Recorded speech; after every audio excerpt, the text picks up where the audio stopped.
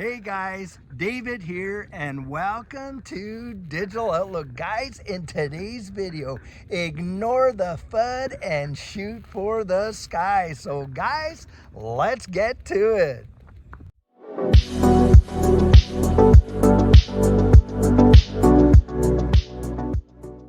So guys, I'll tell you what, it never ceases to amaze me at the amount of FUD that will be thrown XRP's way, and of course at all times possible. Here we are, we just saw a 433% move for XRP from basically election day until now in just like a 1 month's time. Now you would wait literally generations practically to see those kind of returns in a traditional market. But guys, here you got all these big time players out there and they will just throw everything they can on it. Now yesterday we were watching that whole 60-minute interview, and what really makes me laugh is you'd think they would have been able to come up with some new kind of FUD than what they have been throwing out there. Literally for years and years we have heard this whole idea that, oh, this digital asset space, it is just a cesspool of criminality, and of course that it's being used for every kind of thing, makes it way easier for the criminals to do that they want to do. And we know that that's absolute hogwash and poppycock. And why do we know that? Well, because these distributed ledger technologies, every transaction's tracked. Do you think that they really want to leave all those breadcrumbs for law enforcement to find? I mean, it's just total utter nonsense. But they know that that actually scares, the mom and pops of the world that are really trying to actually live decent lives. And that's the whole point of it. Fear, uncertainty, and doubt. That is the whole point of this FUD, is to keep people afraid of this space, because it could represent for them probably one of the greatest, if not the greatest, financial actually move that they could ever see in their lives. Remember when Bitcoin was coming out? How many of you heard about Bitcoin? But of course, you also heard all these negative comments about it and all this and that, and scared you out of it. I mean, I was there when it was coming out, and I certainly actually acquiesced to a lot of that fear tactics and things like that. But guys, boy, have we ever wisened up not to become victims to all that kind of, rhetoric and things like that. And yet here we are again. We had this big interview with 60 Minutes, and what happens? Well, they come out with all this FUD. And of course, the other big one that they come out with is this whole idea that, oh my goodness, I've seen every case, John Reed Stark said, I've seen every single case, I've read them all, and every judge in the land says that XRP is a security. And of course, that also is utter nonsense. Guys, the point I'm trying to make here is this. We've heard all this FUD before, so that's not the issue. The issue is the tactics.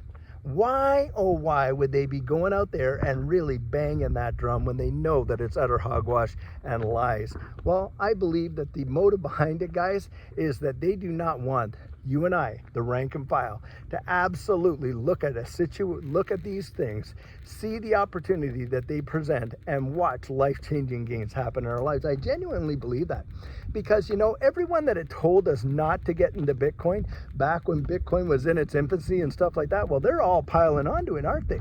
I mean, all these major big banking investment houses, BlackRock, you got JP Morgan themselves, and on and on. Now we're finding out that they even want to have Bitcoin as the US Treasury hold it as a reserve asset. Isn't that amazing? When you had the likes of Warren Buffett and on calling it rat poison squared and all this and that. And of course, all the FUD that's thrown XRP's way, well, it's a banker's coin and all this and this and that from the early days. Remember that? When it was all just a banker's coin, and oh, well, we're trying to get away from this system and all this and this. Meanwhile, the ETFs have made Bitcoin the real banker's coin at this point, and of course, all the other ones. And then we hear last night on the 60 Minutes program, oh, well, it's totally non-compliant and all this and that. What is it, guys? Is it non-compliant, or are they working with the institutions? Well, we know they're working with the institutions and the legislators. They are working with the legislators. We are going to see clarity in this space when it comes to Fit 21 and of course stablecoin legislation and all that. And guys, you have got to ignore the FUD and shoot for the sky. I'm telling you what, you owe it to yourself to get out there, like I say, really to research this, because the amount of hooey that they're putting out there to keep people away from it, for me, has made me nothing but bullish. I am more bullish now on XRP after seeing that interview than I ever have been, because to me, it is telltale. We have been in this space, Judy and I, since 2020. And I'll tell you, in the last 4.5 to almost 5 years, we have heard every kind of FUD that you can possibly imagine being thrown at this. And guys, you know what we did? We just accumulated. And boy, has it ever changed our lives. I kid you not. And that is where I look at this. I'm not looking at things the way they are now. I'm looking at them what they're going to be down the road. Now, do you believe the world is advancing technologically? Do you not believe that our banking systems are going to see an overhaul? And of course, you know, when you're dealing with SWIFT transactions, you know, Society for World Interbank Financial Transfers or something like that, do you not think that that system is getting overhauled, that this whole liquidity crisis with the Nostro, Vostro accounts and all that, that is not going to actually change? I mean, we know technology is changing the way the world works. We know that we're seeing development happening right before our very eyes. We know that. So why would we ignore being a part of that massive change? Think about it in this capacity for those of us that were there when it happened.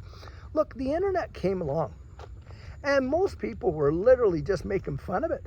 I mean, you know, it was all, wow, what's an email, and on and on and on, because that, by the way, was the killer application for the internet.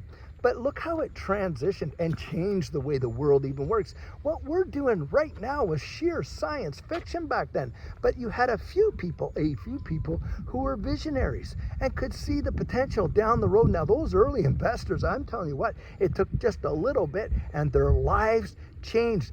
Billionaires were made. Certainly millionaires were made, but billionaires were made. And guys, think about it in this way. Do you not see distributed ledger technology and the innovation and invention that it represents, and how that is going to literally revolutionize the way the wild world works? Of course it is. And think about that. Do you think that we are at the beginning or the end of it? Well, guys, for me, I think we're at the very beginning. And I genuinely believe that these assets represent an opportunity that few of us have ever seen in our lives. And do you think that one made billionaires? I think this is going to make the world's first trillionaires. I really, really do. And of course, there are going to be multiple millionaires made, multiple billionaires made, on and on and on. But you know what? Most of the wide world is going to miss it. They're going to miss it. Why are they going to miss it? Well, because, guys, they're listening to all the noise. They're listening to all the FUD. And that's why I'm coming out and saying, don't listen to the FUD. You set your eyes right up there. Remember that old saying, aim high, aim far, your goal the sky, your aim the star. That's what it's all about, guys. Look at your lives. Look down the road from where you're at now, and how just a little bit could make a massive, massive difference. I mean, I worked 25 years for the tax department in Canada to get a pension. And in the 13 months that we were into this space, it blew the totality of that away in terms of what pension I was getting. And think about that from that capacity. This space has the potential, and has had the potential, and has actually done it. It has retired people. Think about that. Do you want to spend your life doing something you absolutely cannot stand, or would you take a little bit of risk? Go out there, risk your time, number one, and research it. Do not base your decisions based on what I say or what anyone else says, because if I can talk you into it, certainly someone else can talk you out of it. Guys, build up your own conviction.